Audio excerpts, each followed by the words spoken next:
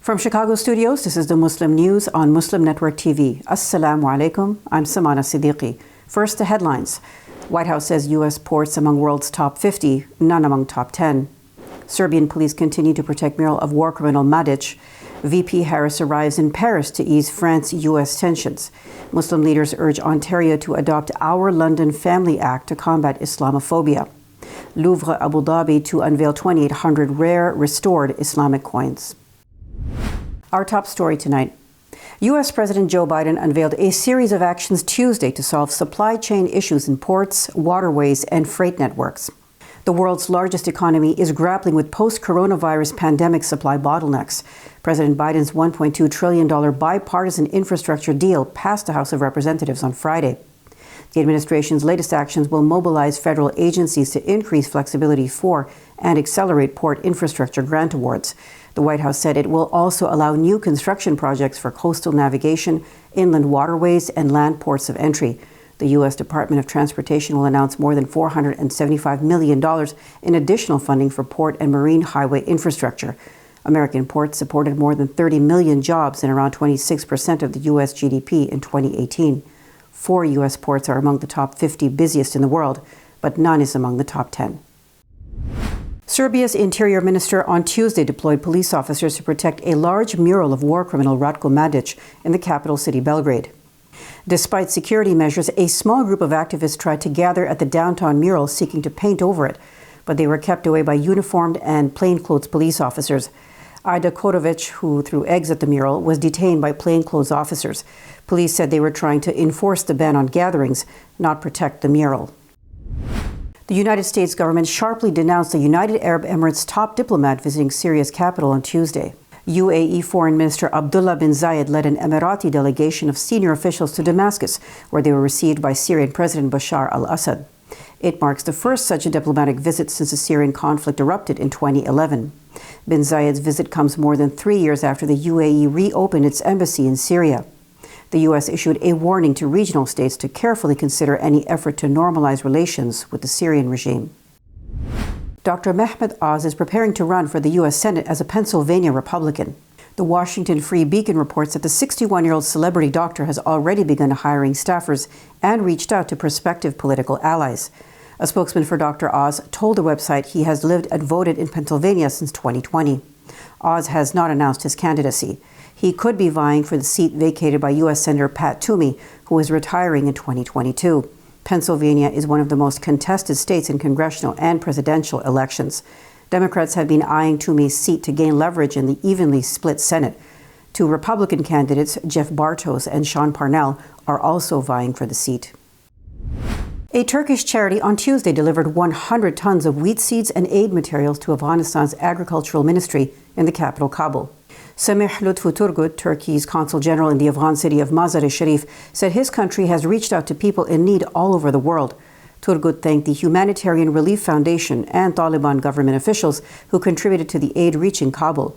He emphasized that assistance provided by Turkish organizations has helped improve relations between the two countries. Hossein Oruç, deputy chairman of the Humanitarian Relief Foundation, said the group has been working in global crisis areas for 30 years. Scholars in Iran celebrated the 144th birthday of poet-philosopher Muhammad Iqbal yesterday. Iqbal was a strong proponent of the political and spiritual revival of Islamic civilization in the early 20th century. His influence can be found everywhere, from school textbooks, university dissertations, poetry clubs, research institutes, political think tanks, and even streets. Iran's supreme leader Ayatollah Ali Khamenei, who considers himself among Iqbal's admirers, has written a book about him titled Iqbal Lahori, a revolutionary thinker and reformer. Iqbal's works, as well as books about him, remain in high demand among university students in Iran. Markez Tabaddul Kitab, a popular bookstore in central Tehran, features a large section of Iqbal's works in Persian. A climate research group has said 2.4 degrees Celsius of global warming is likely this century. According to Climate Action Tracker, that would allow the Earth to heat up well beyond the United Nations target cap of 1.5 degrees Celsius by 2100. The research group was referring to the goal for warming since pre-industrial levels outlined in the 2015 Paris Agreement. With current policies, there would be 2.7 degrees Celsius of warming, the group said. This is despite pledges from numerous countries to tackle climate change. Nations currently attending the UN's COP26 climate conference in Glasgow, Scotland, have made promises to cut greenhouse gas emissions by 2030. In related news, a 3.5-meter puppet of a 10-year-old Syrian girl, which has been traveling through Europe for 4 months, opened the Gender Day event at the COP26 conference. The puppet was alongside Samoan climate activist Brianna Fruyan. U.S. Vice President Kamala Harris arrived in Paris Tuesday to further mend relations with France after falling out over a cancelled multi-billion-dollar submarine contract. This is Harris's third overseas trip in office. During the 4-day visit, Harris will meet with French President Emmanuel Macron and attend a peace forum with world leaders. She will also participate in a multilateral conference on Libya and in commemorations for the anniversary of the end of World War I. The row with France erupted in September when Australia walked out of a $66 billion submarine deal with Paris in favor of one with the U.S. Israeli soldiers fired tear gas and sound bombs during clashes with Palestinian youths. The confrontation comes amid an Israeli investigation into acts of vandalism by Israeli settlers on Palestinian vehicles and property. The vandalism was believed to have been conducted overnight in the Palestinian city of Al-Bireh in occupied West Bank. Bangladesh's Minister for Information, Murad Hassan, has said Islam will no longer be the state religion. The country will revert back to its original secular constitution of 1972, envisioned by founder Sheikh Mujibur Rahman. President Ziaur Rahman introduced Islam as a state religion in 1975, but the current government is ready to change that. Prime Minister Sheikh Hasina Wazid called Bangladesh a secular country where people of all religions can live together.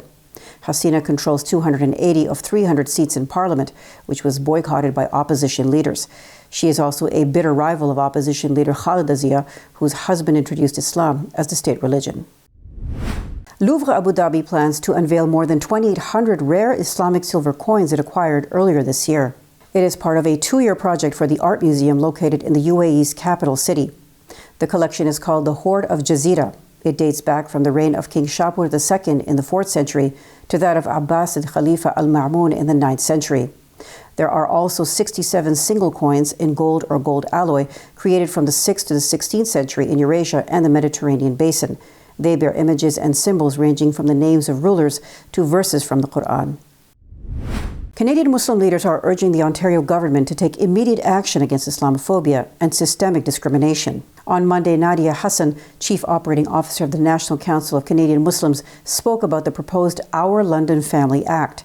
The legislation includes several measures to combat racism and discrimination in the wake of last June's fatal truck attack on a Muslim family in the city. 4 of the 5 members of the Afzal family in London, Ontario, were killed last June 6 while out for an evening walk. The couple's 9-year-old son Fayez was seriously hurt but survived. A 20-year-old is accused of deliberately hitting the family with his truck because they were visible Muslims.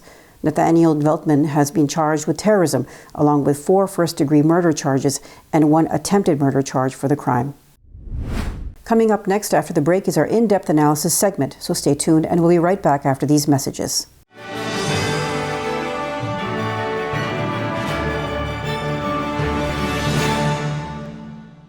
If I could be you, and you could be me for just 1 hour. Walk a mile in my shoes. Walk a mile in my shoes. There are 16 million children struggling with hunger in America. That's 1 in 5 daughters, sons, neighbors, and classmates who don't know where their next meal is coming from. Yet billions of pounds of good food go to waste every year. It's time we do something about it. Feeding America is a nationwide network of food banks that helps provide meals to millions of kids and families in need. Visit feedingamerica.org to help them feed even more. Together, we can solve hunger. Together, we're feeding America. Despite the development of a COVID-19 vaccine, millions around the world will not have access. We need a vaccine that's free and available to everyone, everywhere. It's time for a people's vaccine. Our fellow Americans. Right now, the COVID-19 vaccines are available to millions of Americans. And soon, they will be available to everyone. The science is clear. These vaccines will protect you and those you love from this dangerous and deadly disease. They could save your life. So we urge you to get vaccinated when it's available to you. That's the first step to ending the pandemic and moving our country forward. It's up to you.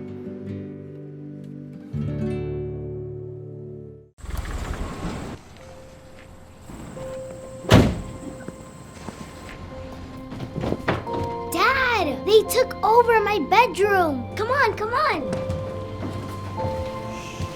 Okay, Dad. 1, 2, 3.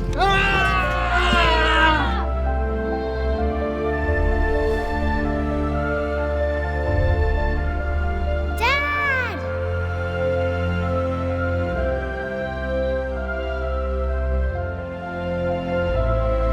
You saved me. Dad?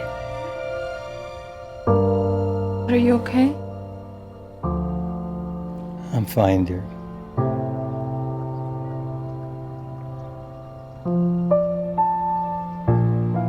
Your hero needs you now, and AARP is here to help. Find the care guides you need at aarp.org/caregiving.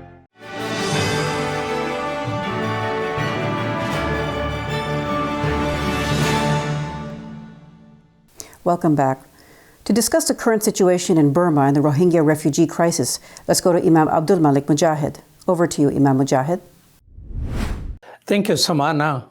Burma, which other name is Myanmar, remains in the news, but not from a good news perspective.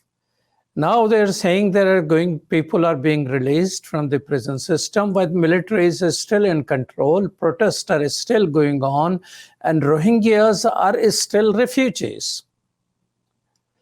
Someone who has been working on it for last 7 years is with us, Adam Carroll. Assalamu alaikum. Wa alaikum salam. Adam Carroll is the representative of Justice for All for the United Nations, as well as team lead for Burma Task Force USA. Tell us, what is the current status? Is military getting away from murder? Thank you, Imam Malik. Well, the crisis in Burma, is following so many decades of military dictatorship and then a very, very imperfect democratization with the power sharing between Aung San Suu Kyi, now in jail, and the military. And of course, since the coup in February, the military has been in power.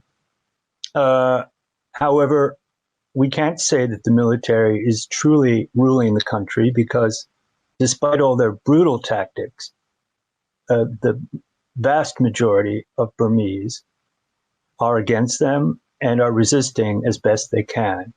They're, in a way, voting not only against the military, which they had done before the coup, but voting with their own kind of sanctions.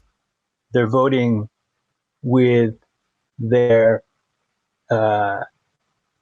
refusal to pay their bills, their refusal to engage with the military, which has taken over so many services for their own benefit. So it's really a very deep social and economic crisis. People are hungry, people are facing COVID.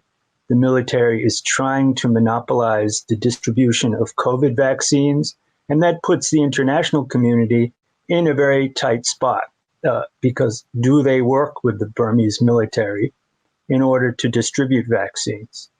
I've been in meetings with UN officials who are very clear that no, they should not do so. But it's unclear exactly what's going on. The ethnic states, Chin State, are suffering from bombing and from atrocities perpetrated by the Burmese military. And meanwhile, the Rohingya are sitting in the camps around the world, and from Malaysia to Bangladesh, to Saudi Arabia, to Pakistan and India. And, these Rohingya see no opportunity, no hope to return right now while the military is in control. Would it be appropriate to consider that military, which is in power in Burma, essentially was successful in committing a genocide and getting away with murder? Yes, there is a case in ICJ, International Court of Justice, and there is a case in International Court, Criminal Court, but they seems to be having fun. Is there any possibility whatsoever that Burmese military faces the same challenges which other genocidal regimes have faced in the past? Well, good question. The international courts move extremely slowly, and diplomacy also moves rather slowly until suddenly they face no other option but to act. And so it's a very frustrating overall situation for a human rights advocate and for the people of Burma, seeing all the foot dragging. In a meeting yesterday, actually, of the Security Council, in a closed-door session, discussed Burma and met with the ASEAN envoy, who wasn't chosen for months and months, but then he did the very right thing by calling for ASEAN to ban General Lang, the head of the military junta, from attending the ASEAN meetings. And, this was because of the complete lack of compliance with the so-called 5-point plan of the ASEAN nations. ASEAN countries, include Cambodia, Indonesia, Malaysia, Thailand, all kinds of countries, and many of them are in China's orbit and are afraid to move without China's approval. So the fact that ASEAN finally took this measure and banned the general from attending was a good sign that they weren't entirely useless. The meeting yesterday at the UN Security Council discussed trying to do a resolution. The UK is the pen holder on Burma, and they've been very, very shy and sensitive about not wanting to offend Russia and China. Russia and China really don't want to have any resolution whatsoever, and so then they moved on to discussing, well, let's do a press statement instead of a resolution. That's very far from having a resolution on, say, arms embargo, which is what would be good to see. Stop Russia, China, and India from selling arms to the Burmese military. That would actually have an effect. That would actually lead us where we want to go, towards democracy and repatriation of Rohingya. So instead of that, they talked about possibly doing a press statement, but again, Russia is undermining it, especially, I would say, worse than China at this point. They actually have said, as you suggested, that the Burmese military has things under control, that things are normalizing. However, given the actual facts on the ground, nothing is normal. People are hungry. Schools are not up and running in many cases. Doctors have fled into the ethnic states so that they can practice their profession. It's in short, there is nothing normal or normalized except business as usual with Russia, which continues to sell arms. Burma committed a genocide against Rohingya people, and one part of that genocidal strategy was that they stopped letting them go to school as early as 1882, when their citizenship was taken away. Now these Rohingya refugees are in Bangladesh in the largest numbers, and there is an opportunity to study there beyond a third grade. So what is it which Burma Task Force is doing in that regard? Yeah, thank you for asking. Burma Task Force has a campaign, Let Rohingya Learn. If you go to the website of burmataskforce.org and look under campaigns, you'll see our report, in-depth report, and some of the webinars and actions that we've been taking on this issue. It's a very important issue that was brought to our attention and prioritized by the Rohingya themselves, because without education, what kind of future are their children going to have? And it's extremely unfortunate that Bangladesh has restricted education to the extent that they have. It's mind-boggling, frankly.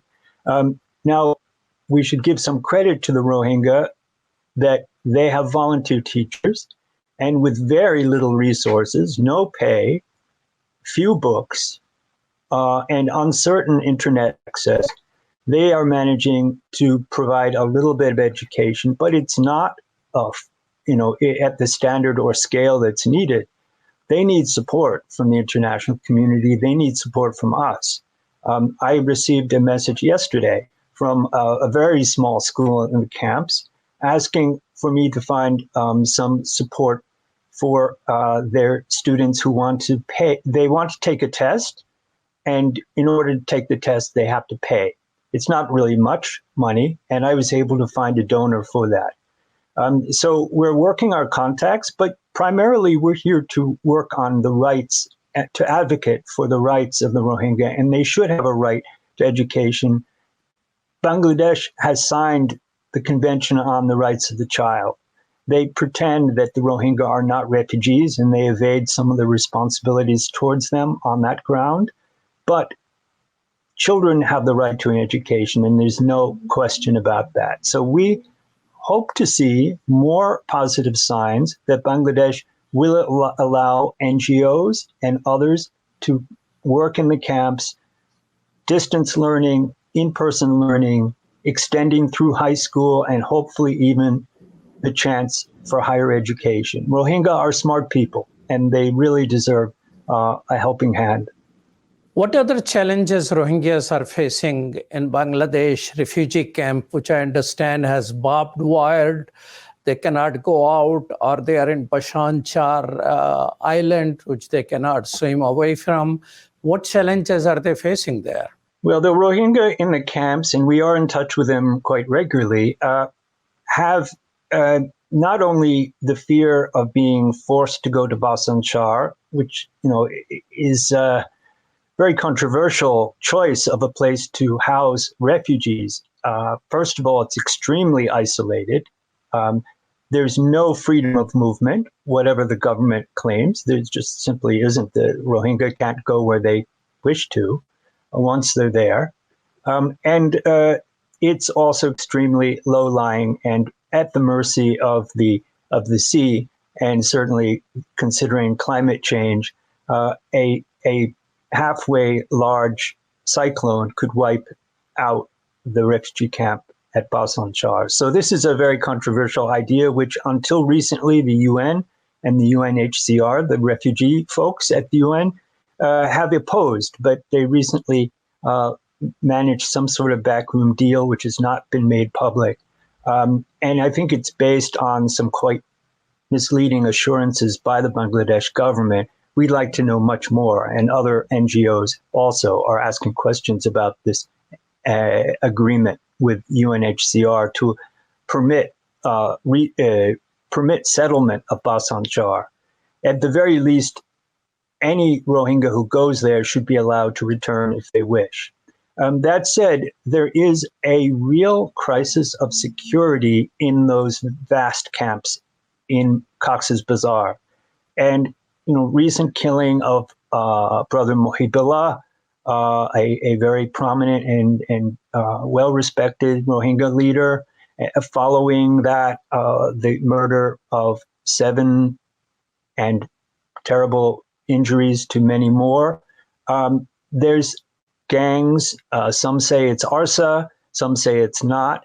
But there are certainly trafficking gangs as well as other violent elements in the camps, and many Rohingya are afraid. They say that there's no security at night, and that Bangladesh has not done enough to keep them safe. Despite the fact that there is a barbed wire around, when I was visiting the camps, there were barbed wire around the camp, and there are army and soldiers, different uniforms all around it. How come they're able to take children out, traffickers? I mean, do you suspect that some of those soldiers are involved? Because you cannot get out the camp without getting a permit. Yes, that is a very good question. And brother Mohibullah was murdered within 200 feet, I believe, 200 feet of two police stations. I mean, there are police stations, but there's very limited patrols. Rohingya have been telling me that they want drones. Not everyone likes the idea of drones, but they're really quite desperate. And I don't know that there's enough patrols. I don't know that there are good relations of trust between the Bangladesh authorities and the Rohingya themselves. Rohingya, many of them, are afraid to speak out. And so this needs to be improved. This overall situation is very concerning. And the trafficking has been going on really from the start. And recently, the Rohingya Vision news source reported on a recent case of trafficking in which a number of young women were taken out. They paid traffickers. They went back into Burma, across Burma, into Thailand, in order to go to Malaysia to find husbands, or rather, some deal had been made so that they would be brides. Unfortunately, along the way, apparently, many of these young women were raped. They were given a drug. They were raped, and this is. We have a video from a young woman that was made for us yesterday, who is talking about this, and this will give some detail. It's very frightening to all the women, all the Rohingya women of the camp. Ara Rohingya mein hunde alkanota ki tiyo board dilla both kisima zulu mokal hai to hai baade ara ere dia share kanotun er Bangladesh dia shi refugee ke mammate taki refugee ke mammate ara safe feel nogori kelam hele ere board dilla both deshor no et deshor manush both farar onno farar e farar manush okol bekin ki jamila guri ta hore bishi crowd area mate tagi ar aratun ikke mani bare ni bala do safe nogore ar hana hina loyo ki duk kelam hele ration de hinda arato enough no ta arare ar horo dibalayo bodilla aratu thiya kollage yana lagule ara horo jaina hare ar beshi arar bammaye saade mani arar life future made ka sundor bolla boli to yana lagule ara jotto tere hono mikaguri horo jaina hari de yana lagule arar Malaysia da bolla boli ki mani Malaysia da bolla bammaye jere de hara here ara jai bolla boli ore ki kori to yare to here jai badiyo Malaysia da bajda fatamma de mani board dilla here zulumokol gore ar bodila zulumokol hai badiyo dalale koliyo tiya hai lo jabo hoy yore photo to tiya ha fatamma de zulum ha zulum tulum hai badiya barote barmar mani government part of to jai yore darapure here jai badiyo arala kinai honakanot mani safe nai mani life made be ki hode endila dukkot made jabe me hendala bole anala bole be honakan safe nai anala bole ara mummikya ar hendila maye ho hinga maye ho endore endila safe rakhi balla boli endila mummikya human trafficking noi balla boli ai mani sebagotor rakhibo boli asha kori. I would also add that we have a video that our videographer in Cox's Bazar, who lives in the camps, he's a Rohingya. He's made us another video, a father who's talking about the loss of his daughter, who is one of those young women who have been taken away, and he's just asking for the international community to help get her back, because he understands that she's been arrested. I mean, she's the victim of trafficking, but she's been being treated by the Burmese officials as if she is the criminal, rather than arrest the traffickers. And this seems to be the pattern, because the officials in Burma are basically in cahoots with the traffickers. Many of them are paying and paid by the criminal element. Assalamu alaikum. Edadara hayya hobde এটা ভিতরে তোমার আছে রে জেরফোন না এই আর তারা যার দিকে আল্লাহ আর ক্যাঙ্গুরিকে কার আর তুমি আর এটা তত হয়তো মনে দেওয়ানো হয়ে ফিরবে তাই যার আছে মানে হেঁটে বাইয়ে হেঁটে যার গুজরিয়া এটা টিয়া পয়সা না দিয়ে তোলা মাইয়া আবার বিয়া দিন হারি আজ 4-5 বছরও গিয়ে গই বা বিয়া দিন হারি মাইও মরি গিয়ে গই আর বাইরে যাই বলে বলে গিয়ে গই গিয়ে দিয়ে তোমার দ্বারা খাই সদূর খান হই নয় আর নতুন আর এক কামর আজও তোমার হনক্ষণ খবর না হঠাৎ কে কেন আছে আজও খবর না ভাই তার মধ্যে আরো হদুন আছে বলে মানুষ আরো 20-15 জন 60 জন আছে শুনি জি হদিনে তো দিয়ে দেয় যা শুক্রবারে গত শুক্রবারে জি গত শুক্রবারে শুক্রবারে এ পর্যন্ত আজ মানে হনকা হব না শুক্রবারে তো জেনে নাকি আর আগে তো জেনে এর নো গংলো হই না আর দরা হাইয়েন দরা হাই দিয়া শুনি যে শুক্রবারে আর হড়া আছে না হই না আজ হাতে হই না পারো পারি তেন বাবু তো অনেক কি হয়তো স্যার আর দুনিয়ার কেনা আর মেলা হোক কেনা আর অনেক কষ্ট করি আর তো গিয়েই বা কালি বেলা বলে খুশি করি পারিনি সাইড দিয়ে জি So this is awful, and but it won't stop because there's no employment for Rohingya, there's no education for Rohingya, there's no hope for Rohingya young people. This is going to continue, and it's a tragedy. Well, thank you so much, Adam Carroll. Adam Carroll is the Burma Task Force team lead, as well as representative of Justice for All for the United Nations. Thank you. Back to you, Samana. Thank you, Imam Mujahid. That's all from our Chicago studios tonight. Thank you for tuning in. You can find previous episodes and more on our YouTube or Facebook. For more content, keep watching Muslim Network TV or visit muslimnetwork.tv. Salam and good night.